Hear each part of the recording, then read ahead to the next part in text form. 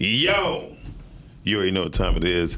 The saga continues. As I spoke, of course, I brought one of my first mentors into the building. And it's only because people always ask me, Miles, how do you keep going? What makes you think of these ideas? And no matter what, you don't let nothing get in your way. And I said, I have 5 mentors that has been in my life. And a lot of times they didn't even know they was my mentors, only because I wasn't the person who was asking, but I swear every time I was to call on the phone or send an email, these people answer. Last time I had Andrew Wallace on, and now, man, I got a brother here who's been real big. When I came up with a magazine, he's like, Miles, you wanna get into magazines, but you need to know what was the last thing you read. And I would name all them books. He said, that's cool, but you still need to know what them other people are thinking. And I don't know. He go by the name of Dawood, y'all. So I'm just going to get out there, Dawood. I call him Minister Dawood, but Dawood is definitely in the building. So Dawood, I was about to bring up a moment, but in order for me to bring up the moment, I had to let them know. I had to set it up and say your name. So I had just met you almost like a week and a half later after I first met you. I was walking in the Borders books. I don't know if you remember. And I went to I went to run up to you, and some brothers was like, you're like, no, let him through. That's Brother Miles. He okay? And then we walked in the Borders, and then we had this conversation. And you said, in order to learn what the world is doing, you need to at least read the headlines of other newspapers and stuff like that. Mm-hmm. And you actually bought me almost every newspaper that was available to us at that time so I could start reading. Do you remember that? I remember us having an encounter, but the details, that's foggy to me, but I trust that what you say happened, right. It happened that way. Most definitely. I was introduced, and when we sat on the Borders for about an hour and a half, and you was explaining to me, like, everything don't have to be black that you read. Mm-hmm. And you were telling that sometimes you have to also read at the time of your point, he said the enemy writes as well, so you can know how to counterattack. Mm-hmm. And with saying that, I learned so much from you, right? I learned so much from you because you taught me to think outside of the box. And you are one of the main reasons why Entrepreneurs of Detroit magazine had even surfaced when I came out with it, and I really appreciate you. I want to give you your flowers while you're here. Well, brother, I'm humbled by that. And thank you for sharing that, because I couldn't say I knew that. But I do remember seeing a hungry young brother ready to do some things. And I don't like to be dismissive or pretend like I'm interested, and I'm not like, oh, that's great, brother, go on with it. Right. No, if you engage me, that says that perhaps there's something you think I can offer, and I always want to offer something of value. Oh, and that's all you ever did with me. You always gave value. When I first met you, with Billy T and Proof had brought me up there, and I had your sister, Katrina, with you, and you did not see her in a long, long time. That's right. And you embraced her, and you looked at me, you looked at her, y'all was tearing up, and I was like, what's going on here? Yeah. And I tell people the story all the time about my great mentors that's been in my life is 5 black men who have shown me certain things. And you even came to the cafe when I had the cafe. I remember. Oh, is that Charlevoix? It was Kirchhoff near Van Dyke. I remember. It was in that area. Yeah. And you never, and I felt like you had always trusted what I was doing, because I know at certain times you came to my office and you didn't have a whole bunch of security. Mm-hmm. You know what I mean? And you always invited me in, and I really appreciate that. And I just want to let you know why I have the opportunity and the platform to do so. That you are one of the people that really had a great impact and influence on my life.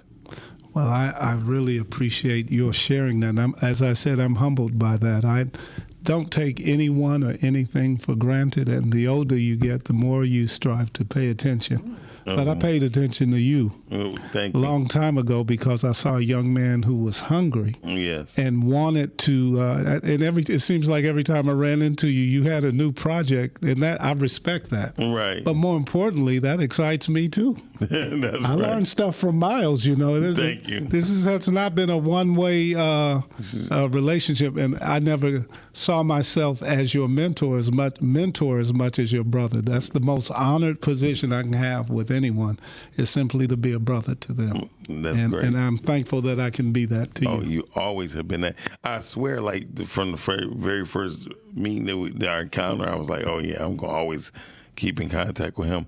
So I invited you aboard also today because I want to talk about where Black America is right now today. Mm-hmm. Where do you feel we lack at, and where do you feel we need to look forward to or focus on? That's a good question.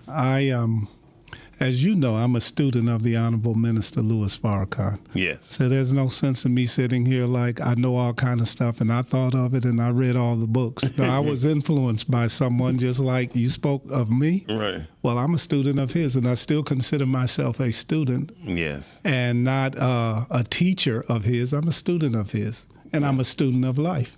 And I'm a student of anybody that has knowledge I don't have. I know that's right. And I think a student is a good place to be. Right.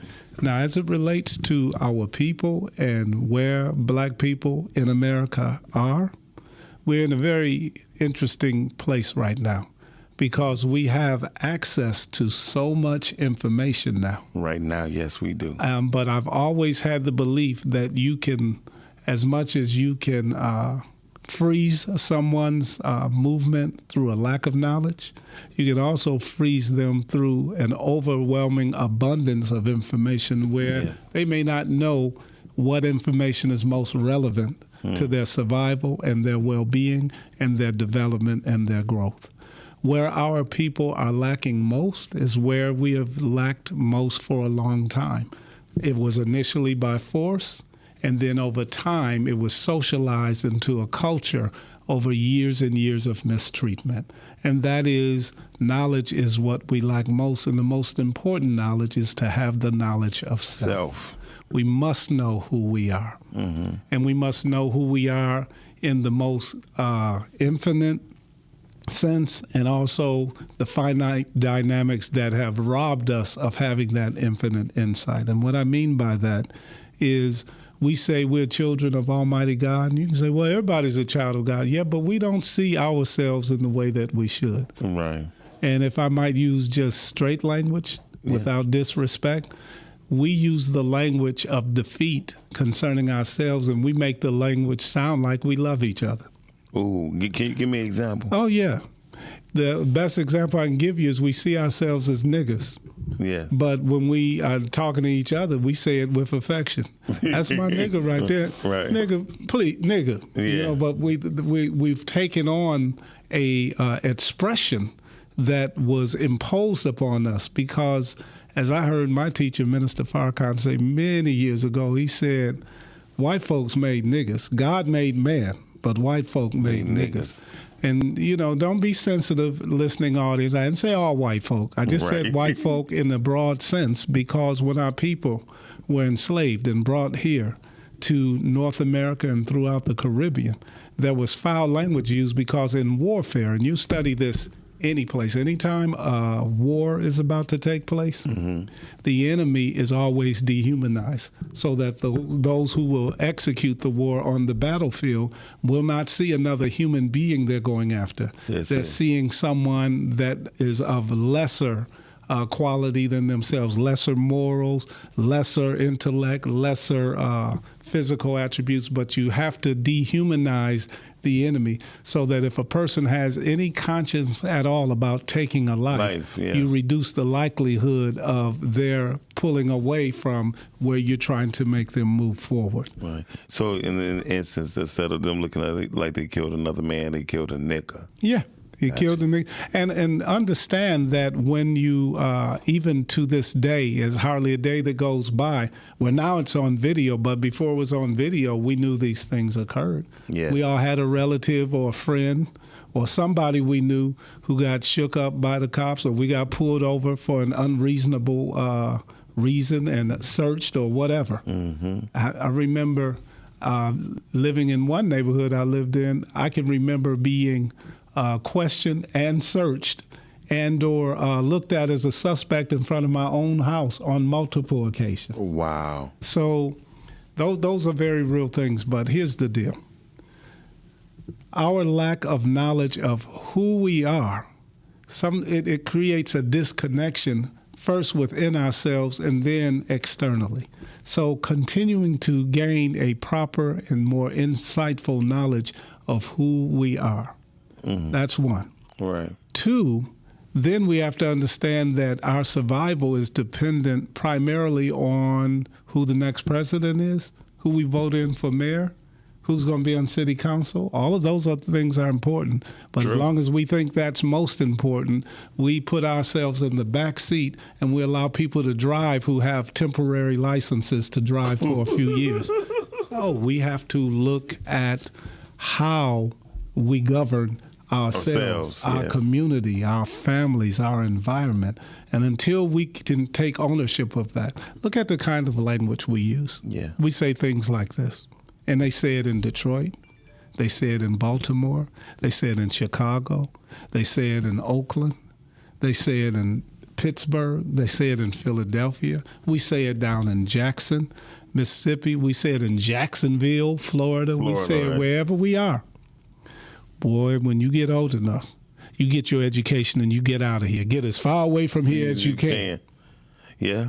So we're basically, if you lack a knowledge of who you are and the people you respect most and love you most tell you, get out of here, then you want to go, and you say, well, I don't want to live in no raggedy neighborhood. Right. Well, what's a neighborhood?